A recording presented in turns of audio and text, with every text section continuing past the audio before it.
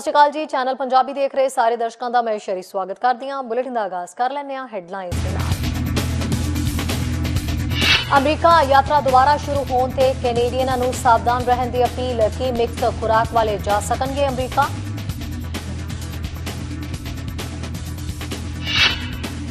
BC ਦੇ ਵਿੱਚ season flu ਦੀ ਗੰਭੀਰ ਵਾਪਸੀ ਨੇ ਦਿੱਤੀ ਦਸਤਕ। UBC ਦੇ ਮਾਹਰਾਂ ਨੇ ਲੋਕਾਂ ਨੂੰ ਫਲੂ ਦੇ ਵਿਰੁੱਧ ਟੀਕਾਕਰਨ ਕਰਵਾਉਣ ਦੀ ਕੀਤੀ ਅਪੀਲ। ਕੈਨੇਡਾ ਪੋਸਟ ਨੇ 4000 ਨਵੀਆਂ ਭਰਤੀਆਂ ਕਰਨ ਦਾ ਕੀਤਾ ਐਲਾਨ। ਪੁਰੂਲੇਟਰ ਇੰਕ ਨੇ ਵੀ ਕਰਮਚਾਰੀਆਂ ਦੀ ਭਰਤੀ ਦੀ ਕੀਤੀ ਸੀ ਕਾਲ। ਖਬਰਾਂ ਵਿਸਥਾਰ ਦੇ ਨਾਲ। ਅਮਰੀਕਾ ਜਿਵੇਂ ਹੀ ਆਪਣੀ ਸਰਹੱਦ ਖੋਲ ਰਿਹਾ ਹੈ, ਕੈਨੇਡਾ ਵਾਸੀਆਂ ਲਈ ਤਾਂ ਸਾਰਿਆਂ ਨੂੰ ਸੁਰੱਖਿਅਤ ਰਹਿਣ ਦੀ ਅਪੀਲ ਕੀਤੀ ਜਾ ਰਹੀ ਹੈ, ਜਿਸ ਤੇ ਕਈ ਤਰ੍ਹਾਂ ਦੇ ਸਵਾਲ ਵੀ ਖੜੇ ਹੋ ਰਹੇ ਨੇ, ਜਿਨ੍ਹਾਂ ਚੋਂ ਇੱਕ ਹੈ ਕਿ ਕੈਨੇਡਾ ਦੇ ਵਿੱਚ ਮਿਕਸ ਡੋਜ਼ਾਂ ਲੈਣ ਵਾਲਿਆਂ ਨੂੰ ਕੀ ਅਮਰੀਕਾ ਦੇ ਅੰਦਰ ਐਂਟਰ ਹੋਣ ਦਿੱਤਾ ਜਾਏਗਾ, ਜਿਸ ਤੇ ਕ੍ਰਿਸਟੀਆ ਫਰੀਲੈਂਡ ਨੇ ਵੀ ਆਪਣਾ ਪੱਖ ਰੱਖਿਆ। ਲੋਕ ਜਿਵੇਂ ਕਿ US ਸਰਹੱਦ ਨੂੰ ਗੈਰ ਜ਼ਰੂਰੀ ਯਾਤਰਾ ਦੇ ਲਈ ਦੁਬਾਰਾ ਖੋਲ੍ਹਣ ਦੀ ਉਡੀਕ ਕਰ ਰਹੇ ਨੇ। ਉਪਾਵਾਂ ਦੇ ਵਿੱਚ ਆਸਾਨੀ ਬਾਰੇ ਬਹੁਤ ਸਾਰੇ ਪ੍ਰਸ਼ਨ ਅਜੇ ਬਾਕੀ ਨੇ। ਸਵਾਲ ਇਹ ਹੈ ਕਿ ਕੀ ਕੈਨੇਡੀਅਨ ਜਿਨ੍ਹਾਂ ਨੇ COVID-19 ਟੀਕੇ ਦੀ ਮਿਕਸ ਡੋਜ਼ ਲਈ ਹੈ ਉਹਨਾਂ ਨੂੰ US ਜਾਣ ਦੀ ਇਜਾਜ਼ਤ ਦਿੱਤੀ ਜਾਏਗੀ? ਕੀ ਕੈਨੇਡੀਅਨਾਂ ਨੂੰ ਦਖਲ ਦੇ ਆਪਣੇ ਆਰਾਮਦਾਇਕ ਦੌਰੇ ਦੁਬਾਰਾ ਸ਼ੁਰੂ ਕਰਨੇ ਚਾਹੀਦੇ ਨੇ? ਸੰਯੁਕਤ ਰਾਜ ਦੀਆਂ ਬਹੁਤ ਸਾਰੀਆਂ ਥਾਵਾਂ ਤੇ ਮਹਾਮਾਰੀ ਦੀ ਸਥਿਤੀ ਬਾਰੇ ਚਿੰਤਾਵਾਂ ਵੀ ਜਾਰੀ ਨੇ। ਕੈਨੇਡੀਅਨ ਉਪ ਪ੍ਰਧਾਨ ਮੰਤਰੀ ਕ੍ਰਿਸਟੀਆ ਫਰੀਲੈਂਡ ਨੇ ਬੁੱਧਵਾਰ ਨੂੰ ਜਦੋਂ ਸਰਹੱਦ ਦੇ ਦੱਖਣ ਵਿੱਚ ਯਾਤਰਾ ਦੇ ਉਪਾਅ ਸੌਖੇ ਬਾਰੇ ਪੁੱਛਿਆ ਤਾਂ ਉਹਨਾਂ ਕਿਹਾ ਕਿ ਦੋਵੇਂ ਵੱਖਰੇ ਮੁੱਦੇ ਨੇ, ਕਿ ਵਿਅਕਤੀਗਤ ਸੁਰੱਖਿਆ ਤੇ ਇਹ ਸਵਾਲ ਕਿ ਸਾਨੂੰ ਸਾਰਿਆਂ ਨੂੰ ਕੈਨੇਡੀਅਨਾਂ ਨੂੰ ਸਮੂਹਿਕ ਤੌਰ ਤੇ ਚੌਥੀ ਲਹਿਰ ਤੇ ਨਵੇਂ ਦੇ ਵਧੇਰੇ ਛੂਤਕਾਰੀ ਰੂਪਾਂ ਦੇ ਬਾਵਜੂਦ ਜਿੰਨਾ ਸੰਭਵ ਹੋ ਸਕੇ ਸੁਰੱਖਿਅਤ ਰਹਿਣ ਲਈ ਕੀ ਕਰਨਾ ਚਾਹੀਦਾ ਹੈ। ਹਾਲਾਂਕਿ ਇਸ ਗੱਲ ਦੀ ਪੁਸ਼ਟੀ ਹੋ ਚੁੱਕੀ ਹੈ ਕਿ ਜਿਨ੍ਹਾਂ ਯਾਤਰੀਆਂ ਨੂੰ ਵਿਸ਼ਵ ਸਿਹਤ ਸੰਗਠਨ ਜਾਂ ਫੂਡ ਐਂਡ ਡਰੱਗ ਐਡਮਿਨਿਸਟ੍ਰੇਸ਼ਨ ਦੁਆਰਾ ਮਨਜ਼ੂਰਸ਼ੁਦਾ ਟੀਕੇ ਦੀਆਂ ਖੁਰਾਕਾਂ ਪ੍ਰਾਪਤ ਹੋਈਆਂ ਨੇ, ਉਹਨਾਂ ਨੂੰ ਅੰਦਰ ਜਾਣ ਦੀ ਆਗਿਆ ਦਿੱਤੀ ਜਾਏਗੀ। ਇਸ ਬਾਰੇ ਅਜੇ ਸਪਸ਼ਟ ਨਹੀਂ ਕੀਤਾ ਗਿਆ ਹੈ ਕਿ ਜਿਨ੍ਹਾਂ ਨੂੰ ਪਹਿਲੀ ਤੇ ਦੂਜੀ ਖੁਰਾਕ ਦੇ ਤੌਰ ਤੇ ਦੋ ਵੱਖ-ਵੱਖ ਟੀਕੇ ਦੇ ਬ੍ਰਾਂਡ ਪ੍ਰਾਪਤ ਹੋਏ ਨੇ ਉਹ ਕਟੌਤੀ ਕਰਨਗੇ। ਟੀਕਾਕਰਨ ਦੀਆਂ ਜ਼ਰੂਰਤਾਂ ਤੋਂ ਇਲਾਵਾ ਇਹ ਪ੍ਰਸ਼ਨ ਵੀ ਰਹਿੰਦੇ ਨੇ ਕਿ ਕੀ ਕੈਨੇਡੀਅਨਾਂ ਤੋਂ ਉਮੀਦ ਕੀਤੀ ਜਾਵੇਗੀ ਕਿ ਉਹ ਕੈਨੇਡਾ ਵਾਪਸ ਆਉਣ ਤੇ COVID-19 ਦੇ ਨਕਾਰਾਤਮਕ ਟੈਸਟ ਦਾ ਸਬੂਤ ਦੇਣਗੇ। ਉਦਾਹਰਣ ਵਜੋਂ ਉਹ ਇੱਕ ਦਿਨ ਦੀ ਯਾਤਰਾ ਲਈ ਦਖਲ ਵੱਲ ਜਾਂਦੇ ਨੇ। ਸਰਹੱਦ ਤੇ ਰਹਿਣ ਵਾਲਿਆਂ ਲਈ ਇੱਕ ਆਮ ਗੱਲ ਹੈ ਭਾਈਚਾਰਾ। ਫਰੀਲੈਂਡ ਨੇ ਕਿਸੇ ਵੀ ਗੱਲ ਨੂੰ ਰੱਦ ਨਹੀਂ ਕੀਤਾ। ਉਹਨਾਂ ਵਾਸ਼ਿੰਗਟਨ DC ਵਿੱਚ ਕੈਨੇਡੀਅਨ ਅੰਬੈਸੀ ਤੋਂ ਇਹ ਕਹਿੰਦੇ ਹੋਏ ਨਜ਼ਰ ਆਏ ਕਿ ਮੈਂ ਭਵਿੱਖ ਬਾਰੇ ਕੋਈ ਅਜਿਹੀ ਭਵਿੱਖਬਾਣੀ ਨਹੀਂ ਕਰ ਰਹੀ ਤੇ ਸਾਡੀ ਸਰਕਾਰ ਮਹਾਮਾਰੀ ਦੇ ਦੌਰਾਨ ਜਨਤਕ ਸਿਹਤ ਅਧਿਕਾਰੀਆਂ ਦੇ ਨਾਲ ਮਿਲ ਕੇ ਕੰਮ ਕਰਨ, ਵਿਗਿਆਨੀਆਂ ਨਾਲ ਕੰਮ ਕਰਨ ਤੇ ਡਾਕਟਰਾਂ ਦੇ ਨਾਲ ਮਿਲ ਕੇ ਕੰਮ ਕਰ ਰਹੀ ਹੈ। ਉਹਨਾਂ ਕਿਹਾ ਇਸ ਸੰਬੰਧੀ ਗੱਲਬਾਤ ਜਾਰੀ ਹੈ। ਉਹਨਾਂ ਨਾਲ ਹੀ ਕਿਹਾ ਕਿ ਸਾਡੇ ਉਪਾਅ ਫਲੈਕਸੀਬਲ ਰਹੇ ਨੇ ਤੇ ਬਦਲਦੇ ਹਾਲਾਤਾਂ ਨੂੰ ਅਨੁਕੂਲ ਬਣਾਇਆ ਹੈ, ਜਿਹੜੇ ਹਰ ਸਥਿਤੀ ਦੇ ਵਿੱਚ ਬਣੇ ਰਹਿਣਗੇ। ਇਸ ਤੋਂ ਪਹਿਲਾਂ ਫਰੀਲੈਂਡ ਨੇ ਕੈਨੇਡਾ ਦੀ ਵੱਧਦੀ ਟੀਕਾਕਰਨ ਦਰ ਦਾ ਹਵਾਲਾ ਦਿੰਦੇ ਹੋਏ ਸਰਹੱਦ ਨੂੰ ਮੁੜ ਖੋਲ੍ਹਣ ਵੇਲੇ ਕੈਨੇਡੀਅਨਾਂ ਦੇ ਸਾਵਧਾਨ ਰਹਿਣ ਦੀ ਮਹੱਤਤਾ ਤੇ ਜ਼ੋਰ ਦਿੱਤਾ, ਜੋ ਕਿ ਅਮਰੀਕਾ ਨਾਲੋਂ ਵੱਧ ਹੈ। ਉਹਨਾਂ ਕਿਹਾ ਮੈਨੂੰ ਲੱਗਦਾ ਹੈ ਕਿ ਕੈਨੇਡੀਅਨਾਂ ਲਈ PHAC ਅਥਾਰਟੀਆਂ ਦੀ ਸਲਾਹ ਨੇੜਿਓਂ ਸੁਣਨਾ ਤੇ ਸਾਵਧਾਨ ਰਹਿਣਾ ਬਹੁਤ ਮਹੱਤਵਪੂਰਨ ਹੈ। ਦੇਸ਼ ਦੇ ਕੁਝ ਖੇਤਰਾਂ ਵਿੱਚ ਰੋਜ਼ਾਨਾ ਕੇਸਾਂ ਦੀ ਗਿਣਤੀ ਵਧਦੀ ਜਾ ਰਹੀ ਹੈ। ਤੁਸੀਂ ਜਾਣਦੇ ਹੋ ਅਸੀਂ ਟੋਰਾਂਟੋ ਦੇ ਪਬਲਿਕ ਹੈਲਥ ਅਫਸਰ ਐਲਿਨ ਦਾ ਹਵਾਲਾ ਦੇਣ ਜਾ ਰਹੇ ਹਾਂ ਕਿ ਸਿਰਫ ਉਹ ਕੰਮ ਕਰੋ ਜੋ ਤੁਹਾਨੂੰ ਕਰਨ ਦੀ ਲੋੜ ਹੈ ਤੇ ਹੋ ਸਕਦਾ ਹੈ ਕਿ ਉਹ ਕੰਮ ਕਰਨ ਤੋਂ ਪਿੱਛੇ ਹਟ ਜਾਓ ਜੋ ਤੁਸੀਂ ਕਰਨਾ ਚਾਹੁੰਦੇ ਹੋ। ਕੈਨੇਡੀਅਨ ਸਿਹਤ ਮੰਤਰੀ ਪੈਟੀ ਹਾਈਡੂ ਨੇ ਵੀ ਸਾਵਧਾਨੀ ਦੇ ਸ਼ਬਦਾਂ ਨੂੰ ਜੋੜਦਿਆਂ ਕਿਹਾ ਹੈ ਕਿ ਕੈਨੇਡੀਅਨਾਂ ਨੂੰ ਸਿਰਫ ਉਦੋਂ ਹੀ ਅਮਰੀਕਾ ਦੀ ਯਾਤਰਾ ਕਰਨੀ ਚਾਹੀਦੀ ਹੈ ਜਦੋਂ ਇਹ ਬਿਲਕੁਲ ਜ਼ਰੂਰੀ ਹੋਵੇ। ਪੂਰੀ ਤਰ੍ਹਾਂ ਟੀਕਾਕਰਨ ਵਾਲੇ ਅਮਰੀਕੀਆਂ ਤੇ ਸਥਾਈ ਨਿਵਾਸੀਆਂ ਨੂੰ ਅਗਸਤ ਤੋਂ ਮਨੋਰੰਜਨ ਦੇ ਉਦੇਸ਼ਾਂ ਲਈ ਕੈਨੇਡਾ ਜਾਣ ਦੀ ਆਗਿਆ ਦਿੱਤੀ ਗਈ ਹੈ। ਯਾਤਰੀਆਂ ਨੂੰ ਇਸ ਦੇਸ਼ ਦੇ ਵਿੱਚ ਪਹੁੰਚਣ ਤੋਂ ਪਹਿਲਾਂ ਲਏ ਗਏ ਇੱਕ ਨਕਾਰਾਤਮਕ COVID-19 ਸਬੂਤ ਦਾ ਉਹ ਦਿਖਾਣਾ ਪਵੇਗਾ। ਫਰੀਲੈਂਡ ਨੇ ਅੱਗੇ ਕਿਹਾ ਹੈ ਕਿ ਇਸ ਵੇਲੇ ਕੈਨੇਡਾ ਲਈ ਸਭ ਤੋਂ ਮਹੱਤਵਪੂਰਨ ਆਰਥਿਕ ਨੀਤੀ ਚੌਥੀ ਲਹਿਰ ਨੂੰ ਆਪਣੇ ਪਿੱਛੇ ਰੱਖਣਾ ਤੇ ਅਜਿਹੀ ਸਥਿਤੀ ਵਿੱਚ ਹੋਣਾ ਹੈ ਜਿੱਥੇ ਅਸੀਂ ਆਪਣੀ ਆਰਥਿਕਤਾ ਨੂੰ ਪੂਰੀ ਤਰ੍ਹਾਂ ਖੁੱਲ੍ਹਾ ਰੱਖ ਸਕੀਏ। ਨਿਊਜ਼ ਡੈਸਕ ਤੋਂ ਚੈਨਲ ਪੰਜਾਬੀ ਦੀ ਰਿਪੋਰਟ। ਉਧਰ ਦੱਸਿਆ ਕਿ ਡਾਕਟਰਾਂ ਦੇ ਮੁਤਾਬਕ BC ਦੇ ਵਿੱਚ ਸੀਜ਼ਨ ਦੇ ਵਿੱਚ ਇੱਕ ਸ਼ੱਕੀ ਫਲੂ ਦੇ ਆਉਣ ਦੀ ਦਸਤਕ ਜਿਹੜੀ ਹੈ ਦਿੱਤੀ ਜਾ ਰਹੀ ਹੈ। UBC ਦਾ ਇੱਕ ਮਾਹਰ ਹੈ ਜਿਨ੍ਹਾਂ ਨੇ ਸੂਬੇ ਦੇ ਲੋਕਾਂ ਨੂੰ ਫਲੂ ਦੇ ਵਿਰੁੱਧ ਟੀਕਾਕਰਨ ਕਰਵਾਉਣ ਦੀ ਅਪੀਲ ਕੀਤੀ ਹੈ ਤੇ ਕਿਹਾ ਹੈ ਕਿ ਆਪਣੇ ਹੱਥਾਂ ਨੂੰ ਧੋਵੋ, ਬਿਮਾਰ ਰਹਿਣ ਦੌਰਾਨ ਘਰ ਦੇ ਵਿੱਚ ਹੀ ਰਹੋ ਤੇ ਲਾਗ ਨੂੰ ਰੋਕਣ ਦੇ ਵਿੱਚ ਸਹਾਇਤਾ ਕਰੋ। ਮਾਹਰ ਨੇ ਇਹ ਵੀ ਕਿਹਾ ਹੈ ਕਿ ਅਸੀਂ ਬਹੁਤ ਜ਼ਿਆਦਾ ਲਾਗਾਂ ਵੇਖ ਰਹੇ ਹਾਂ ਜੋ ਕਿ ਕੋਵਿਡ ਮਹਾਮਾਰੀ ਦੇ ਪਹਿਲੇ ਸਮੇਂ ਦੌਰਾਨ ਅਲੋਪ ਗਏ ਜਾਪਦੇ ਨੇ, ਪਰ ਹੁਣ ਫਿਰ ਤੋਂ ਉਹ ਦਸਤਕ ਦੇ ਰਹੇ ਨੇ। ਜਿਵੇਂ ਕਿ COVID-19 ਪਾਬੰਦੀਆਂ ਸੌਖੀਆਂ ਹੁੰਦੀਆਂ ਜਾ ਰਹੀਆਂ ਨੇ, ਬਹੁਤ ਸਾਰੇ ਮਾਹਰ ਭਵਿੱਖਬਾਣੀ ਕਰਦੇ ਨੇ ਕਿ ਇਸ ਸਾਲ ਫਲੂ ਦਾ ਮੌਸਮ ਗੰਭੀਰ ਹੋ ਸਕਦਾ ਹੈ। UBC ਦੀ ਫੈਕਲਟੀ ਆਫ ਮੈਡੀਸਿਨ ਦੇ clinic associate professor doctor Michael ਦਾ ਕਹਿਣਾ ਹੈ ਕਿ ਇਸ ਸਾਲ ਜਦੋਂ ਸਾਹ ਦੀ ਲਾਗ ਦੀ ਗੱਲ ਆਉਂਦੀ ਹੈ ਤਾਂ ਅਸੀਂ ਆਮ ਸ਼ੱਕੀ ਇਨਫੈਕਸ਼ਨ ਦੇ ਵਿੱਚ ਦੇਖਦੇ ਹਾਂ। ਫਲੂ ਸਰਦੀਆਂ ਤੋਂ ਸਾਨੂੰ ਦੁਖੀ ਕਰ ਰਿਹਾ ਹੈ। ਇਸ ਦੇ ਨਾਲ ਹੀ ਅਸੀਂ ਕੰਮ ਤੇ ਪਿਛਲੇ 6 ਮਹੀਨਿਆਂ ਤੋਂ ਬਹੁਤ ਜ਼ਿਆਦਾ ਲਾਗਾਂ ਵੇਖ ਰਹੇ ਹਾਂ, ਜੋ ਕਿ ਕੋਵਿਡ ਮਹਾਮਾਰੀ ਦੇ ਪਹਿਲੇ ਸਮੇਂ ਦੌਰਾਨ ਅਲੋਪ ਹੋ ਗਏ ਜਾਪਦੇ ਨੇ। ਉਹ ਵਾਪਸ ਆ ਗਏ ਨੇ ਤੇ ਜਦੋਂ ਹੋਰ ਲਾਗਾਂ ਵਾਪਸ ਆ ਰਹੀਆਂ ਨੇ, ਮੈਨੂੰ ਸ਼ੱਕ ਹੈ ਕਿ ਫਲੂ ਇਸ ਸਾਲ ਬਹੁਤ ਵਧੀਆ ਢੰਗ ਨਾਲ ਮੁੜ ਉੱਭਰ ਸਕਦਾ ਹੈ। ਉਮੀਦ ਕੀਤੀ ਵਾਪਸੀ ਇੱਕ ਕਾਰਨ ਹੈ ਜੋ ਕਈ ਲੋਕਾਂ ਨੂੰ ਉਹਨਾਂ ਦੇ ਫਲੂ ਦਾ ਟੀਕਾ ਲਗਵਾਉਣ ਦੀ ਅਪੀਲ ਕਰ ਰਹੀ ਹੈ। ਇਹ ਨੋਟ ਕਰਦੇ ਹੋਏ ਕਿ ਤੁਹਾਡੇ ਕੋਵਿਡ-19 ਟੀਕਾਕਰਨ ਦੇ ਨੇੜੇ ਜੈਪ ਤੋਂ ਡਰਨ ਦਾ ਕੋਈ ਕਾਰਨ ਨਹੀਂ ਹੈ। ਉਹਨਾਂ ਕਿਹਾ, ਜਦੋਂ ਅਸੀਂ ਪਹਿਲੀ ਵਾਰ ਬਹੁਤ ਜ਼ਿਆਦਾ ਸਾਵਧਾਨੀ ਦੇ ਕਾਰਨ ਕੋਵਿਡ ਟੀਕਾਕਰਨ ਬਾਹਰ ਲਿਆਂਦੇ ਹਾਂ, ਅਸੀਂ ਉਹਨਾਂ ਨੂੰ ਕਿਸੇ ਹੋਰ ਵੈਕਸੀਨ ਨਾਲ ਸਾਹ ਲੈਂਦੇ ਹੋਏ ਦੇਖ ਰਹੇ ਸੀ। ਜਿਵੇਂ ਕਿ ਅਸੀਂ ਕੋਵਿਡ ਸ਼ਾਟ ਦੇ ਵਧੇਰੇ ਤਜਰਬੇ ਹਾਸਲ ਕੀਤੇ, ਅਸੀਂ ਹੁਣ ਹੋਰ ਟੀਕਿਆਂ ਦੇ ਨਾਲ ਮਿਲ ਕੇ ਕੋਵਿਡ ਟੀਕਾਕਰਨ ਦੇਣ ਦੇ ਵਿੱਚ ਆਰਾਮਦੇ ਹਾਂ। ਉਹਨਾਂ ਦੱਸਿਆ ਕਿ ਉਹ ਵੱਖਰੇ ਤਰੀਕੇ ਨਾਲ ਕੰਮ ਕਰਦੇ ਨੇ ਤੇ ਇਮਿਊਨ ਸਿਸਟਮ ਹਮੇਸ਼ਾ ਚੀਜ਼ਾਂ ਦਾ ਜਵਾਬ ਦੇ ਰਿਹਾ ਹੈ। ਕਈ ਲੋਕਾਂ ਨੂੰ ਇਹ ਵੀ ਯਾਦ ਕਰਾ ਰਹੇ ਨੇ ਕਿ ਕੋਵਿਡ-19 ਵਾਇਰਸ ਤੇ ਫਲੂ ਦੋਵੇਂ ਸਾਹ ਦੇ ਵਾਇਰਸ ਨੇ ਤੇ ਇਸ ਲਈ ਉਹ ਇਸ ਦੇ ਫੈਲਣ ਦੇ ਤਰੀਕੇ ਦੇ ਵਿੱਚ ਬਹੁਤ ਬਰਾਬਰ ਹੈ। ਇਸ ਦਾ ਅਰਥ ਹੈ ਕਿ ਜੇ ਤੁਸੀਂ ਬਿਮਾਰ ਹੋ ਤਾਂ ਘਰ ਰਹਿਣਾ, ਹੱਥ ਧੋਣਾ, ਆਮ ਥਾਂ ਨੂੰ ਛੂਹਣ ਤੋਂ ਪਰਹੇਜ਼ ਕਰਨਾ, ਛਿੱਕਣ ਵੇਲੇ ਆਪਣੇ ਮੂੰਹ ਢਕਣਾ, ਖਾਸ ਕਰਕੇ ਆਪਣੀ ਕੂਹਣੀ ਦੇ ਨਾਲ ਸਮਾਜਿਕ ਦੂਰੀਆਂ ਤੇ ਚਿਹਰੇ ਨੂੰ ਢਕਣ ਲਈ ਮਾਸਕ ਦੀ ਵਰਤੋਂ ਕਰੋ। ਇਹਨਾਂ ਗੱਲਾਂ ਦਾ ਖਿਆਲ ਰੱਖਣਾ ਜ਼ਰੂਰੀ ਹੈ। ਇਸ ਦੌਰਾਨ ਜਿਵੇਂ ਕਿ ਸਿਹਤ ਸੰਭਾਲ ਖੇਤਰ 19 ਮਹੀਨਿਆਂ ਦੀ ਮਹਾਮਾਰੀ ਲਈ ਤਣਾਅ ਦੇ ਵਿੱਚ ਹੈ, ਕਈ ਉਹਨਾਂ ਲੋਕਾਂ ਨੂੰ ਬੁਲਾ ਰਹੇ ਨੇ ਜੋ ਬਿਮਾਰ ਹੋ ਜਾਂਦੇ ਨੇ ਤੇ ਤਣਾਅ ਨੂੰ ਵਧਾਉਣ ਤੋਂ ਰੋਕਣ ਦੀ ਕੋਸ਼ਿਸ਼ ਕਰਦੇ ਨੇ। ਉਹਨਾਂ ਕਿਹਾ ਕਿ ਅਸੀਂ ਫਲੂ ਦੇ ਪ੍ਰਕੋਪ ਤੋਂ ਇਸ ਉੱਤੇ ਹੋਰ ਬੋਝ ਨਹੀਂ ਪਾਉਣਾ ਚਾਹੁੰਦੇ। ਫਲੂ ਜ਼ਿਆਦਾਤਰ ਲੋਕਾਂ ਦੇ ਲਈ ਇੱਕ ਛੋਟੀ ਜਿਹੀ ਬਿਮਾਰੀ ਹੈ, ਪਰ ਇੱਕ ਚੰਗੇ ਸਾਲ ਵਿੱਚ ਕਈ ਹਜ਼ਾਰ ਕੈਨੇਡੀਅਨ ਆਮ ਤੌਰ ਤੇ ਇਨਫਲੂਐਂਜ਼ਾ ਨਾਲ ਮਰ ਜਾਂਦੇ ਨੇ। ਇਸ ਲਈ ਇਹ ਇੱਕ ਬਹੁਤ ਹੀ ਗੰਭੀਰ ਬਿਮਾਰੀ ਹੋ ਸਕਦੀ ਹੈ ਤੇ ਇਹ ਹਰ ਸਾਲ ਫਲੂ ਦੇ ਮੌਸਮ ਦੌਰਾਨ ਸਾਡੇ ਐਮਰਜੈਂਸੀ ਵਿਭਾਗਾਂ ਨੂੰ ਭਰਨ ਦੇ ਵਿੱਚ ਵਧੀਆ ਕੰਮ ਕਰਦੀ ਹੈ। ਫਲੂ ਤੇ ਕੋਵਿਡ-19 ਦਾ ਸੁਮੇਲ ਅਜਿਹੀ ਚੀਜ਼ ਹੈ ਜਿਸ ਨਾਲ ਸਾਡੇ ਸਿਸਟਮ ਨੂੰ ਨਜਿੱਠਣਾ ਬਹੁਤ ਮੁਸ਼ਕਿਲ ਹੋਵੇਗਾ। ਇੱਕ ਔਸਤਨ ਸਾਲ ਦੇ ਵਿੱਚ ਲਗਭਗ 3 ਲੱਖ ਤੋਂ 5 ਲੱਖ ਕੈਨੇਡੀਅਨ, ਉਹਨਾਂ ਵਿੱਚੋਂ ਬਹੁਤ ਸਾਰੇ ਲੰਮੇ ਸਮੇਂ ਦੀ ਦੇਖਭਾਲ ਵਿੱਚ ਫਲੂ ਨਾਲ ਮਰ ਜਾਂਦੇ ਨੇ। ਨਿਊਜ਼ ਡੈਸਕ ਤੋਂ ਚੈਨਲ ਪੰਜਾਬੀ ਦੀ ਰਿਪੋਰਟ। ਕੈਨੇਡਾ ਪੋਸਟ ਦਾ ਕਹਿਣਾ ਹੈ ਕਿ ਉਹ ਆਉਣ ਵਾਲੀਆਂ ਛੁੱਟੀਆਂ ਦੀ ਤਿਆਰੀ ਦੇ ਲਈ ਪੂਰੇ ਕੈਨੇਡਾ ਦੇ ਵਿੱਚ 4000 ਤੋਂ ਵੱਧ ਮੌਸਮੀ ਸਟਾਫ ਦੀ ਭਰਤੀ ਕਰੇਗਾ। ਦੇਸ਼ ਦੀ ਡਾਕ ਏਜੰਸੀ ਦੇ ਬੁਲਾਰੇ ਨੇ ਕਿਹਾ ਹੈ ਕਿ ਹੋਰ 1400 ਵਾਹਨ ਤੇ 2000 ਪਾਰਕਿੰਗ ਸਥਾਨ ਸ਼ਾਮਿਲ ਕੀਤੇ ਜਾਣਗੇ। ਇਸ ਤੋਂ ਇਲਾਵਾ 4200 ਹੋਰ ਕਰਮਚਾਰੀਆਂ ਦੀ ਨਿਯੁਕਤੀਆਂ ਕੀਤੀਆਂ ਜਾ ਰਹੀਆਂ ਨੇ। ਬੁਲਾਰੇ ਨੇ ਇਹ ਵੀ ਕਿਹਾ ਹੈ ਕਿ ਉਹ ਆਪਣੇ ਡਾਕਘਰਾਂ, ਡਿਪੂਆਂ ਤੇ ਪ੍ਰੋਸੈਸਿੰਗ ਪਲਾਂਟਾਂ ਦੇ ਵਿੱਚ ਆਉਣ ਵਾਲੇ ਪੈਕੇਜਾਂ ਦੀ ਪ੍ਰਕਿਰਿਆ ਦੇ ਵਿੱਚ ਸਹਾਇਤਾ ਲਈ ਨਵੀਂ ਛਾਂਟੀ ਸਮਰੱਥਾ ਦੀ ਵਰਤੋਂ ਕਰਨਗੇ। ਬੁਲਾਰੇ ਨੇ 2020 ਦੇ ਵਿੱਚ ਕ੍ਰਿਸਮਸ ਦੀ ਸ਼ਾਮ ਨੂੰ ਖਤਮ ਹੋਣ ਵਾਲੇ 2 ਹਫ਼ਤਿਆਂ ਦੇ ਦੌਰਾਨ ਇਹ ਗੱਲ ਦਾ ਜ਼ਿਕਰ ਕੀਤਾ ਹੈ ਕਿ ਸਾਡੇ ਕਰਮਚਾਰੀਆਂ ਨੇ ਲਗਭਗ 20 ਮਿਲੀਅਨ ਪਾਰਸਲ ਕੈਨੇਡੀਅਨਜ਼ ਨੂੰ ਦਿੱਤੇ, ਜਿਸ ਦੇ ਵਿੱਚ 21 ਦਸੰਬਰ ਨੂੰ ਰਿਕਾਰਡ 2.4 ਮਿਲੀਅਨ ਪਾਰਸਲ ਵੀ ਸ਼ਾਮਿਲ ਨੇ। ਇਸ ਤੋਂ ਪਹਿਲਾਂ ਵੀਰਵਾਰ ਨੂੰ ਪ੍ਰੂਲੇਟਰ ਇੰਕ ਜੋ ਹੈ ਉਹ ਇੱਕ ਹੋਰ ਸ਼ਿਪਿੰਗ ਕੰਪਨੀ ਹੈ, ਕੈਨੇਡਾ ਪੋਸਟ ਦੀ ਬਹੁਗਿਣਤੀ ਹਿੱਸੇਦਾਰੀ ਹੈ। ਉਸ ਦੇ ਵਿੱਚ ਉਸਨੇ ਵੀ ਐਲਾਨ ਕੀਤਾ ਹੈ ਕਿ ਉਹ ਛੁੱਟੀਆਂ ਦੇ ਸੀਜ਼ਨ ਦੇ ਲਈ ਕਈ ਹਜ਼ਾਰ ਨਵੇਂ ਕਰਮਚਾਰੀਆਂ ਦੀ ਭਰਤੀ ਕਰ ਰਹੇ ਨੇ। ਪ੍ਰੂਲੇਟਰ ਇੰਕ ਨੇ ਕਿਹਾ ਹੈ ਕਿ ਕਰਮਚਾਰੀਆਂ ਦੇ ਨਵੰਬਰ ਦੇ ਆਰੰਭ ਤੇ ਦਸੰਬਰ ਦੇ ਅੰਤ ਦੇ ਵਿਚਕਾਰ 54 ਮਿਲੀਅਨ ਪੈਕੇਜਾਂ ਨੂੰ ਸੰਭਾਲਣ ਦੀ ਉਮੀਦ ਹੈ।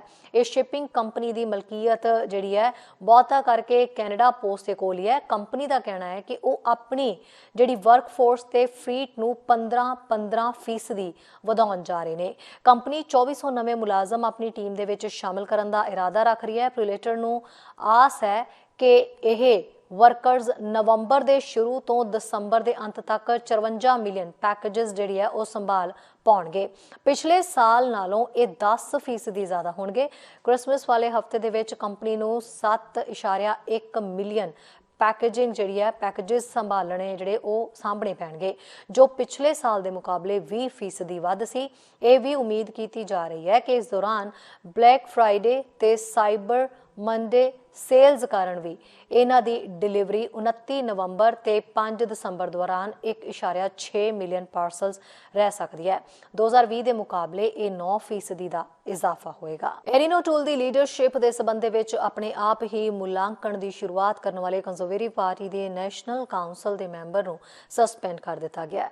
ਬਟਚੈਨ ਦੇ ਓਨਟਾਰੀਓ ਤੋਂ ਜਿਹੜੇ ਨੁਮਾਇੰਦੇ ਨੇ ਵਜੋਂ ਪਾਰਟੀ ਦੀ ਨੈਸ਼ਨਲ ਕਾਉਂਸਲ ਦੇ ਵਿੱਚ ਉਹ ਬੈਠਦੇ ਸੀ ਜਦੋਂ ਉਹਨਾਂ ਨੇ ਇਹ ਸੋਚ ਕੇ ਔਟੂਲ ਦੇ ਖਿਲਾਫ ਦਸਤਖਤ ਇਕੱਠੇ ਕਰਵਾਉਣ ਦੇ ਲਈ ਆਨਲਾਈਨ ਪਟੀਸ਼ਨ ਦੀ ਸ਼ੁਰੂਆਤ ਕਰਵਾ ਦਿੱਤੀ ਕਿ ਕੌਂਸਲ 2023 ਤੋਂ ਪਹਿਲਾਂ ਰਾਏ ਸ਼ੁਮਾਰੀ ਕਰਵਾ ਲਵੇਗੀ।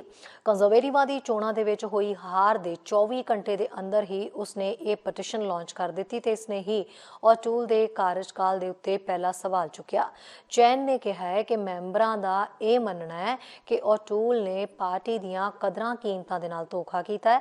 ਪਾਰਟੀ ਦੇ ਪ੍ਰੈਜ਼ੀਡੈਂਟ ਰੌਬ ਵਾਟਰਸਨ ਨੇ ਇੱਕ ਬਿਆਨ ਜਾਰੀ ਕਰਕੇ ਆਖਿਆ ਹੈ ਕਿ ਚੈਨ ਦੀ ਇੱਕ ਹਰਕਤ ਕਾਰਨ ਉਹਨਾਂ ਨੂੰ ਹਾਸਲ ਹੋਈਆਂ ਸ਼ਿਕਾਇਤਾਂ ਤੋਂ ਬਾਅਦ ਉਸ ਨੂੰ 60 ਦਿਨਾਂ ਲਈ ਸਸਪੈਂਡ ਕੀਤਾ ਗਿਆ ਹੈ ਤੇ ਇਸ ਮਾਮਲੇ ਦੀ ਜਾਂਚ ਕੀਤੀ ਜਾਏਗੀ। ਇੱਕ ਫੇਸਬੁੱਕ ਪੋਸਟ ਦੇ ਵਿੱਚ ਚੈਨ ਨੇ ਇਹ ਕਿਹਾ ਹੈ ਕਿ ਉਸ ਨੂੰ ਇਸ ਦੇ ਲਈ ਸਸਪੈਂਡ ਕੀਤਾ ਗਿਆ ਤਾਂ ਕਿ ਅਜਿਹੇ ਕੰਜ਼ਰਵੇਟਿਵ ਮੈਂਬਰਾਂ ਨੂੰ ਚੁੱਪ ਕਰਵਾਇਆ ਜਾ ਸਕੇ ਜਿਨ੍ਹਾਂ ਦਾ ਐਰਿਨ ਔਟੂਲ ਦੀ ਲੀਡਰਸ਼ਿਪ ਤੋਂ ਭਰੋਸਾ ਉੱਠ ਚੁੱਕਾ। ਜਿੱਥੇ ਅੱਗੇ ਦੇਖਦੇ ਹਾਂ ਸੀਨੀਅਰ ਪੱਤਰਕਾਰ ਦੀ ਗੱਲ ਅੱਜ ਦੀ ਗੱਲ ਕੱਲ ਕੀਤੀ ਗੱਲ ਦੀ ਅਗਲੀ ਚਰਚਾ। ਕੱਲ ਗੱਲ ਇਹ ਕੀਤੀ ਸੀ ਕਿ ਅਮਰੀਕਾ ਨੇ ਬਾਰਡਰ ਖੋਲ੍ਹ ਦਿੱਤਾ ਤੇ ਉਹਨਾਂ ਨੇ ਇਹ ਕਹਿ ਦਿੱਤਾ ਕਿ ਨਵੰਬਰ ਦੇ ਵਿੱਚ ਕੈਨੇਡਾ ਦੇ ਵਿੱਚ ਉਹ ਲੋਕ ਜਿਹੜੇ ਫੁੱਲੀ ਵੈਕਸੀਨੇਟਡ ਨੇ ਉਹ ਅਮਰੀਕਾ ਆ ਸਕਦੇ ਨੇ। ਇਹ ਬਹੁਤ ਖੁਸ਼ੀ ਦੀ ਖਬਰ ਸੀ, ਜਿਹਦੇ ਨਾਲ ਪੂਰੇ ਕੈਨੇਡਾ ਵਾਸੀਆਂ ਦੇ ਵਿੱਚ ਖੁਸ਼ੀ ਦੀ ਲਹਿਰ ਦੌੜ ਗਈ। ਅੱਜ ਦੀ ਗੱਲ ਇਹ ਆ ਕਿ ਚਰਚਾ ਇਹ ਚੱਲਣ ਲੱਗ ਪਈ ਕਿ ਫੁੱਲੀ ਵੈਕਸੀਨੇਟਡ ਕਿਹਨੂੰ ਮੰਨਿਆ ਜਾਵੇ, ਕਿਹਨੂੰ ਫੁੱਲੀ ਵੈਕਸੀਨੇਟਡ ਮੰਨਿਆ ਜਾਵੇ। ਇਸ ਗੱਲ ਬਾਰੇ ਅਜੇ ਤੱਕ ਕੋਈ ਵੀ ਸਪਸ਼ਟਤਾ ਨਹੀਂ ਤੇ ਬਹੁਤ ਸਾਰੇ ਲੋਕ ਕੈਨੇਡਾ ਦੇ ਵਿੱਚ ਇਸ ਗੱਲ ਤੋਂ ਚਿੰਤਤ ਨੇ ਕਿ ਜਿਹੜੀ ਉਹਨਾਂ ਨੂੰ ਵੈਕਸੀਨ ਲੱਗੀ ਹੈ ਕੀ ਉਹ ਉਸ ਵੈਕਸੀਨ ਨੂੰ ਅਮਰੀਕਾ ਮਾਨਤਾ ਦਿੰਦਾ ਹੈ। ਇਹ ਸਵਾਲ ਬਹੁਤ ਵੱਡਾ ਆ, ਖਾਸ ਕਰਕੇ ਉਹ ਲੋਕ ਜਿਨ੍ਹਾਂ ਨੂੰ ਮਿਕਸ ਡੋਜ਼ਜ਼ ਮਿਲੀਆਂ, ਕੋਈ ਫਾਈਜ਼ਰ ਦੀ ਕੋਈ ਮੋਡਰਨਾ ਦੀ, ਪਹਿਲੀ ਇੱਕ ਕੰਪਨੀ ਦੀ ਦੂਜੀ ਇੱਕ ਕੰਪਨੀ ਦੀ, ਉਹਨਾਂ ਨੂੰ ਅਮਰੀਕਾ ਮਾਨਤਾ ਨਹੀਂ ਦਿੰਦਾ। ਇਹਦਾ ਮਤਲਬ ਇਹ ਹੋ ਗਿਆ ਕਿ ਉਹਨਾਂ ਨੂੰ ਫੁੱਲੀ ਵੈਕਸੀਨੇਟਡ ਨਹੀਂ ਮੰਨਦਾ ਤੇ ਇਹਦਾ ਮਤਲਬ ਇਹ ਹੋ ਗਿਆ ਕਿ ਉਹ ਅਮਰੀਕਾ ਦੇ ਵਿੱਚ ਦਾਖਲ ਨਹੀਂ ਹੋ ਸਕਦੇ। ਤੇ ਵਾਈਟ ਹਾਊਸ ਨੇ ਅਨਾਊਂਸਮੈਂਟ ਕੀਤੀ ਸੀ ਇਸ ਬਾਰਡਰ ਨੂੰ ਖੋਲ੍ਹਣ ਦੀ ਮੰਗਲਵਾਰ ਨੂੰ। ਉਹ ਮਾਰਚ ਜਿਹੜਾ 2020 ਤੋਂ ਲਗਾਤਾਰ ਬੰਦ ਆ। ਜਿਹੜਾ ਡਿਪਾਰਟਮੈਂਟ ਆਫ ਹੋਮਲੈਂਡ ਸਿਕਿਉਰਿਟੀ ਆ ਉਹਨਾਂ ਨੇ ਇੱਕ ਸਟੇਟਮੈਂਟ ਦੇ ਵਿੱਚ ਦੱਸਿਆ ਸੀ ਕਿ ਜਿਹੜੇ ਲੋਕ ਫੁੱਲੀ ਵੈਕਸੀਨੇਟਡ ਨੇ ਉਹ ਲੈਂਡ ਬਾਰਡਰ ਰਾਹੀਂ ਆ ਸਕਦੇ ਆ ਤੇ ਉਹਨਾਂ ਨੂੰ ਪੂਰਾ ਪੇਪਰ ਵਰਕ ਤੇ ਉਹਨਾਂ ਨੂੰ ਪ੍ਰੂਫ ਆਫ ਵੈਕਸੀਨੇਸ਼ਨ ਦੇਣਾ ਪਊਗਾ। ਐਸੇ ਪੁਆਇੰਟ ਦੇ ਉੱਤੇ ਆ ਕੇ ਸਮੱਸਿਆ ਆ ਗਈ ਕਿ ਪ੍ਰੂਫ ਆਫ ਵੈਕਸੀਨੇਸ਼ਨ ਕਿਹਨੂੰ ਮੰਨਿਆ ਜਾਵੇ। ਕੀ ਅਮਰੀਕਾ ਇਸ ਗੱਲ ਬਾਰੇ, ਜਾਂ ਐਸਟਰਾਜ਼ੈਨੇਕਾ ਜਿਹੜੀ ਇੱਕ ਵੈਕਸੀਨ ਬਹੁਤੇ ਲੋਕਾਂ ਦੇ ਇੱਥੇ ਲੱਗੀ ਹੈ, ਸ਼ੁਰੂ ਦੇ ਵਿੱਚ ਕੈਨੇਡਾ ਦੇ ਵਿੱਚ ਐਸਟਰਾਜ਼ੈਨੇਕਾ ਵੈਕਸੀਨ ਹੀ ਆਈ ਸੀ। ਜਿਨ੍ਹਾਂ ਲੋਕਾਂ ਦੀ ਐਸਟਰਾਜ਼ੈਨੇਕਾ ਲੱਗੀ ਹੈ ਅਮਰੀਕਾ ਇਸ ਵੈਕਸੀਨ ਨੂੰ ਮਾਨਤਾ ਨਹੀਂ ਦਿੰਦਾ। ਕੀ ਉਹਨਾਂ ਨੂੰ ਉਹ ਫੁੱਲੀ ਵੈਕਸੀਨੇਟਡ ਮੰਨੂਗਾ? ਜਾਂ ਜਿਹੜੀ ਐਸਟਰਾਜ਼ੈਨੇਕਾ ਬਾਰੇ ਤਾਂ ਹਜੇ ਤੱਕ ਉਹਨਾਂ ਨੇ ਇਹ ਕਹਿ ਦਿੱਤਾ ਸੀ, ਥੋੜ੍ਹੇ ਦਿਨ ਪਹਿਲੇ ਇੱਕ ਅਨਾਊਂਸਮੈਂਟ ਹੋਈ ਸੀ ਕਿ ਫਲਾਈ ਕਰਕੇ ਕੋਈ ਵੀ ਇੱਥੇ ਆ ਸਕਦਾ, ਹਰ ਇੱਕ ਉਹ ਵਿਅਕਤੀ ਜਿਹਨੂੰ ਉਹ ਵੈਕਸੀਨ ਲੱਗੀ ਹੈ ਜਿਹਨੂੰ ਵਰਲਡ ਹੈਲਥ ਆਰਗੇਨਾਈਜੇਸ਼ਨ ਮਾਨਤਾ ਦਿੰਦੀ ਹੈ। ਜਿਹਦਾ ਦੂਜਾ ਭਾਵ ਇਹ ਸੀਗਾ ਕਿ ਐਸਟਰਾਜ਼ੈਨੇਕਾ ਲੱਗੀ ਵਾਲੇ ਲੋਕ ਵੀ ਉੱਥੇ ਆ ਸਕਦੇ ਆ। ਪਰ ਜਿਹੜੀ ਮਿਕਸ ਡੋਜ਼ ਆ, ਜਿਨ੍ਹਾਂ ਦੇ ਦੋ ਵੱਖਰੀਆਂ ਲੱਗੀਆਂ, ਉਹਨਾਂ ਨੂੰ ਅਜੇ ਤੱਕ ਕੁਝ ਸਪਸ਼ਟ ਨਹੀਂ ਹੋ ਸਕਿਆ। ਕੈਨੇਡਾ ਦੀ ਸਰਕਾਰ ਨੇ, ਕੈਨੇਡਾ ਦੇ ਹੈਲਥ ਡਿਪਾਰਟਮੈਂਟ ਨੇ, ਇੱਥੋਂ ਦੇ ਸਿਹਤ ਵਿਭਾਗ ਨੇ ਕਿਹਾ ਸੀ ਕਿ ਦੇਖੋ ਜੀ, ਜਿਹੜੀਆਂ ਦੋ ਡੋਜ਼ਸ ਵੱਖਰੀਆਂ ਵੈਕਸੀਨ ਦੀਆਂ ਲੱਗਦੀਆਂ ਇਹਦੇ ਨਾਲ ਫਾਇਦਾ ਹੁੰਦਾ। ਅਮਰੀਕਾ ਇਸ ਗੱਲ ਨੂੰ ਨਹੀਂ ਮੰਨਦਾ ਤੇ ਹੁਣ ਇਹ ਫਾਇਦਾ ਉਹਦੇ ਨਾਲ ਭਾਵੇਂ ਹੋਵੇ ਪਰ ਇਸ ਵੇਲੇ ਅਮਰੀਕਾ ਦੇ ਵਿੱਚ ਜਾਣ ਵੇਲੇ ਇਹ ਸਮੱਸਿਆ ਆ ਸਕਦੀ ਹੈ। ਕੁਝ ਨਿਊਜ਼ ਏਜੰਸੀ ਨੇ ਵਾਈਟ ਹਾਊਸ ਅਫੀਸ਼ੀਅਲ ਨੂੰ ਇਹ ਗੱਲ ਪੁੱਛੀ ਕਿ ਇਸ ਗੱਲ ਬਾਰੇ ਸਪਸ਼ਟ ਕਰੋ ਕਿ ਜਿਹੜੀ ਫਾਈਜ਼ਰ, ਮੋਡਰਨਾ ਤੇ ਐਸਟਰਾਜ਼ੈਨੇਕਾ ਆ, ਇਹਨਾਂ ਦੀ ਮਿਕਸ ਡੋਜ਼ ਨੂੰ ਕੀ ਤੁਸੀਂ ਮਾਨਤਾ ਦਿੰਦੇ ਆ। ਉਹ ਕਹਿੰਦੇ ਜਿਹੜਾ ਸਾਡਾ ਸੈਂਟਰ ਫॉर ਡਿਜ਼ੀਜ਼ ਕੰਟਰੋਲ ਆ ਉਹ ਇਹਦੇ ਉੱਤੇ ਗਾਈਡਲਾਈਨ ਦੇ ਉੱਤੇ ਕੰਮ ਕਰ ਰਿਹਾ ਤੇ ਪਰ ਜਵਾਬ ਉਹਨਾਂ ਨੇ ਅਜੇ ਤੱਕ ਕੋਈ ਨਹੀਂ ਦਿੱਤਾ, ਨਾ ਉਹਦਾ ਡੈਫੀਨੇਟਿਵ ਆਨਸਰ ਦਿੱਤਾ ਕੋਈ, ਤੇ ਨਾ ਹੀ ਕੋਈ ਟਾਈਮਲਾਈਨ ਦਿੱਤੀ ਹੈ ਕਿ ਕਦੋਂ ਤੱਕ ਇਹ ਗੱਲ ਤੈਅ ਹੋ ਜੂਗੀ। ਐਸਟਰਾਜ਼ੈਨੇਕਾ ਨੂੰ ਜਿੱਦਾਂ ਪਹਿਲਾਂ ਦੱਸਿਆ ਕਿ ਆਥੋਰਾਈਜ਼ ਹੀ ਨਹੀਂ ਕਰਦੇ, ਉਹ ਲਾਈ ਨਹੀਂ ਉਹਨਾਂ ਨੇ ਉੱਥੇ। ਫਾਈਜ਼ਰ ਤੇ ਮੋਡਰਨਾ ਨੂੰ ਆਥੋਰਾਈਜ਼ ਕੀਤਾ ਪਰ ਉਹਦੇ ਨਾਲ ਉਹਨਾਂ ਨੇ ਇਹ ਵੀ ਕਿਹਾ ਕਿ ਇਹਨਾਂ ਨੂੰ ਇੰਟਰਚੇਂਜੇਬਲੀ ਯੂਜ਼ ਨਹੀਂ ਕੀਤਾ ਜਾ ਸਕਦਾ, ਇੱਕ ਦੂਜੇ ਦੇ ਨਾਲ ਨਹੀਂ ਕਰ ਸਕਦੇ। ਤੇ ਇਸ ਗੱਲਬਾਤ ਨੇ ਹੁਣ ਇਸ ਵੇਲੇ ਬਹੁਤ ਵੱਡੀ ਚਿੰਤਾ ਲੋਕਾਂ ਦੇ ਵਿੱਚ ਪੈਦਾ ਕੀਤੀ ਹੈ ਕਿ ਕੀ ਕਰਨਾ ਆ। 2 ਅਕਤੂਬਰ ਦਾ ਡਾਟਾ ਸਾਡੀ ਸਰਕਾਰ ਦਾ ਦੱਸਦਾ ਹੈ ਕਿ 4 ਮਿਲੀਅਨ ਕੈਨੇਡੀਅਨ ਨੂੰ ਮਿਕਸ ਡੋਜ਼ ਲੱਗੀ ਹੈ। 40 ਲੱਖ ਲੋਕਾਂ ਨੇ ਮਿਕਸ ਡੋਜ਼ ਲਵਾਈ ਹੈ ਕਿ ਇੱਕ ਕੋਈ ਦੂਜੀ ਕੋਈ। ਹੁਣ FDA ਇਸ ਗੱਲ ਨੂੰ ਮੰਨਦਾ ਕਿ ਨਹੀਂ? FDA 3 ਵੈਕਸੀਨ ਨੂੰ ਮਾਨਤਾ ਦਿੰਦਾ, ਇੱਕ ਮੋਡਰਨਾ, ਜੌਨਸਨ ਤੇ ਫਾਈਜ਼ਰ ਬਾਇਓਨਟੈਕ। ਜਿਹੜੀ ਐਮਰਜੈਂਸੀ ਅਪਰੂਵਲ ਸੀਗੀ ਤੇ ਜਿਹੜੀ ਫਾਈਜ਼ਰ ਬਾਇਓਨਟੈਕ ਸੀ ਉਹਨੂੰ ਇਹਨਾਂ ਨੇ ਫੁੱਲ ਸਟੈਂਪ ਅਪਰੂਵਲ ਦੇ ਦਿੱਤੀ ਸੀ। ਵਰਲਡ ਹੈਲਥ ਆਰਗੇਨਾਈਜੇਸ਼ਨ ਜਿਹੜੀਆਂ ਵੈਕਸੀਨਸ ਨੂੰ ਮਾਨਤਾ ਦਿੰਦਾ, ਇਹਨਾਂ ਵੈਕਸੀਨਸ ਨੂੰ ਇਹਦੇ ਨਾਲ ਉਹ ਐਸਟਰਾਜ਼ੈਨੇਕਾ ਨੂੰ ਵੀ ਦਿੰਦਾ, ਕੋਵੀਸ਼ੀਲਡ ਤੇ ਸਿਨੋਫਾਰਮ ਤੇ ਸਿਨੋਵੈਕ ਵੈਕਸੀਨ ਨੂੰ ਵੀ ਮਾਨਤਾ ਵਰਲਡ ਹੈਲਥ ਆਰਗੇਨਾਈਜੇਸ਼ਨ ਦਿੰਦਾ। ਕਿ ਵਰਲਡ ਹੈਲਥ ਆਰਗੇਨਾਈਜੇਸ਼ਨ ਇਹਨਾਂ ਸਾਰੇ ਦੇਸ਼ਾਂ ਦੇ ਵਿੱਚ ਇੱਕੋ ਜਿਹੀ ਮਾਨਤਾ ਇਹਨਾਂ ਵੈਕਸੀਨਸ ਨੂੰ ਦਵਾ ਸਕਦਾ ਆ, ਜਾਂ ਵਰਲਡ ਹੈਲਥ ਆਰਗੇਨਾਈਜੇਸ਼ਨ ਜਿਹੜਾ ਸਾਰੀਆਂ ਵੈਕਸੀਨਸ ਨੂੰ ਮਾਨਤਾ ਦਿੰਦਾ ਆ, ਕੁਝ ਦੇਸ਼ ਉਸ ਮਾਨਤਾ ਨੂੰ ਮੰਨਣ ਤੋਂ ਇਨਕਾਰੀ ਕਿਉਂ ਨੇ? ਗੜਬੜ ਕਿੱਥੇ ਆ?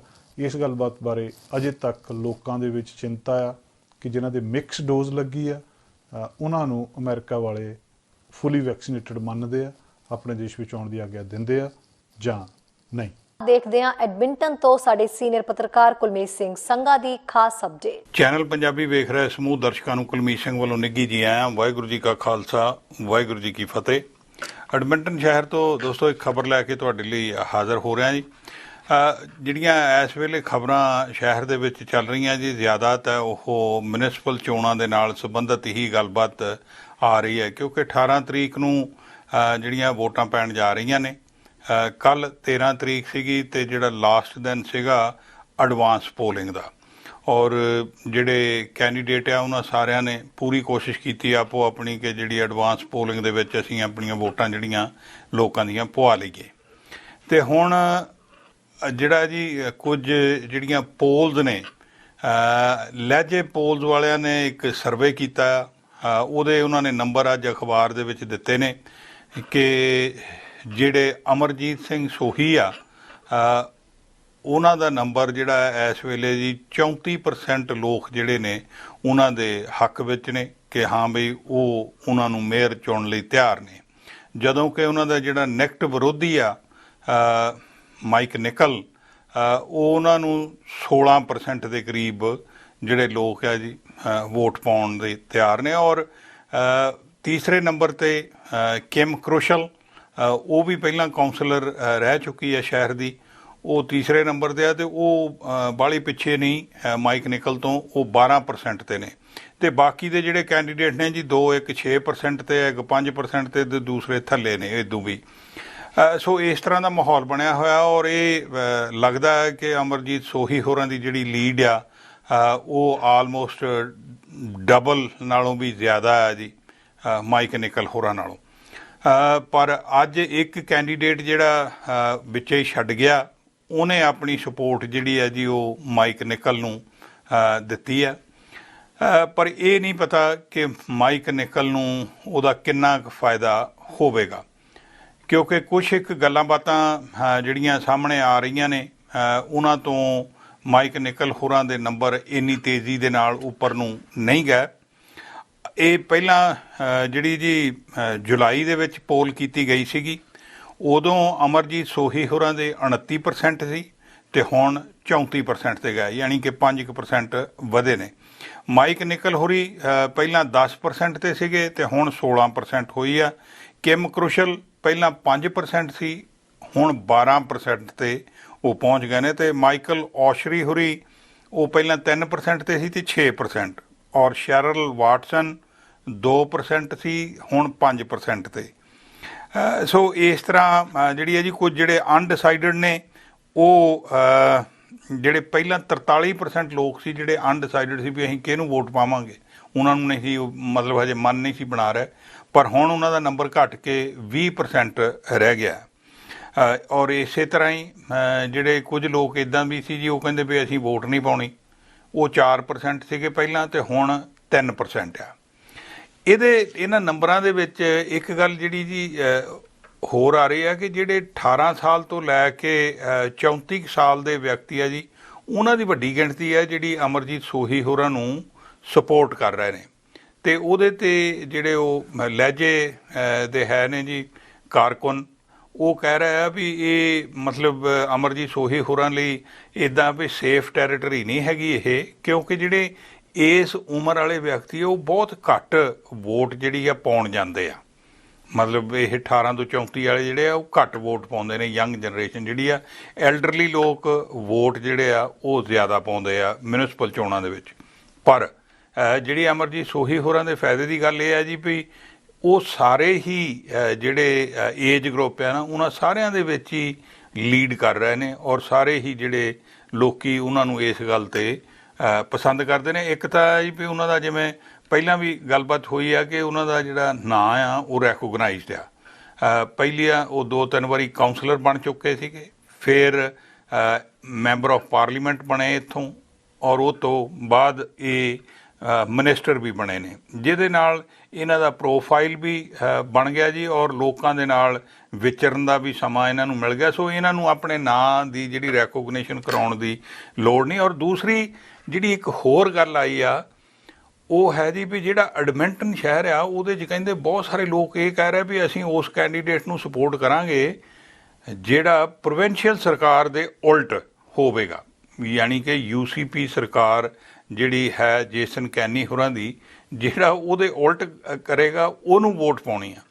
ਹੁਣ ਜਿਹੜੇ ਮਾਈਕ ਨਿਕਲ ਹੋ ਰਹੀ ਆ ਉਹਨਾਂ ਤੋਂ ਇਹ ਆਸ ਨਹੀਂ, ਉਹਨਾਂ ਨੂੰ ਉਹ ਕਹਿੰਦੇ ਜੀ ਵੀ ਉਹ ਤਾਂ ਥਾਪੜਾ ਆ ਦੂਸਰੇ ਪਾਸਿਓਂ, ਕਿਉਂਕਿ ਉਹਨਾਂ ਨੇ ਜਿਹੜੀ ਇੱਕ ਲਿਸਟ ਜਾਰੀ ਕੀਤੀ ਆ। ਹੁਣ ਪਹਿਲਾਂ ਤਾਂ ਉਹ ਕਹਿੰਦੇ ਸੀ ਜੀ ਮੈਂ ਦੱਸਣਾ ਨਹੀਂ ਵੀ ਮੈਨੂੰ ਕਿਹਨਾਂ ਲੋਕਾਂ ਨੇ ਪੈਸੇ ਦਿੱਤੇ ਆ, ਪਰ ਹੁਣ ਉਹਨਾਂ ਨੇ ਇੱਕ ਲਿਸਟ ਜਾਰੀ ਕੀਤੀ ਹੈ ਜਿਹਦੇ ਵਿੱਚ ਬਹੁਤ ਸਾਰੇ ਵਿਅਕਤੀ ਉਹ ਨੇ ਜਿਹੜੇ UCP ਪਾਰਟੀ ਦੇ ਨਾਲ ਜਿਨ੍ਹਾਂ ਦਾ ਸੰਬੰਧ ਰਿਹਾ, ਜਾਂ ਉਧਰ ਵੀ ਉਹਨਾਂ ਨੇ ਪੈਸੇ ਜਿਹੜੇ ਆ ਪਹਿਲਾਂ ਦਿੱਤੇ ਨੇ। ਕੁਝ ਇੱਕ ਇੱਦਾਂ ਦੇ ਵੀ ਹੈ ਜੀ ਜਿਹੜੇ ਜਿਨ੍ਹਾਂ ਨੇ ਸੋਹੀ ਹੋਰਾਂ ਦੇ ਕੈਂਪ ਨੂੰ ਵੀ ਪੈਸੇ ਦਿੱਤੇ ਆ, ਤਾਂ ਇਹਨਾਂ ਨੂੰ ਵੀ ਦਿੱਤੇ। ਤੁਹਾਨੂੰ ਪਤਾ ਜਿਹੜੇ ਇਨਵੈਸਟਰਸ ਹੁੰਦੇ ਆ ਜਾਂ ਡਿਵੈਲਪਰਸ ਹੁੰਦੇ ਆ ਜੀ, ਉਹਨਾਂ ਸਾਰਿਆਂ ਨੂੰ ਪਤਾ ਵੀ ਉਹਨਾਂ ਨੂੰ ਕੰਮ ਤਾਂ ਸਿਟੀ ਐਡਮਿਨਿਸਟ੍ਰੇਸ਼ਨ ਤੱਕ ਪੈਂਦਾ ਹੀ ਰਹਿਣਾ, ਸੋ ਕਿਸੇ ਨੂੰ ਵੀ ਨਾਰਾਜ਼ ਨਹੀਂ ਕਰਨਾ ਚਾਹੁੰਦੇ ਹੁੰਦੇ, ਉਹ ਹਰੇਕ ਨੂੰ ਚੈੱਕ ਦੇ ਦਿੰਦੇ। ਪਰ ਮਾਈਕ ਨਿਕਲ ਹੋਰਾਂ ਦੀ ਜਿਹੜੀ ਜ਼ਿਆਦਾ ਸਪੋਰਟ ਆ ਉਹ ਉਹਨਾਂ ਨੂੰ UCP ਵਾਲੇ ਖਾਤੇ 'ਚੋਂ ਆ ਰਹੀ, ਸੋ ਇਹੀ ਕਾਰਨ ਬਣਦਾ ਵੀ ਜਿਹੜੀ ਉਹਨਾਂ ਨੂੰ ਵੋਟ ਆ ਉਹ ਘੱਟ ਮਿਲ ਰਹੀ ਆ, ਕਿਉਂਕਿ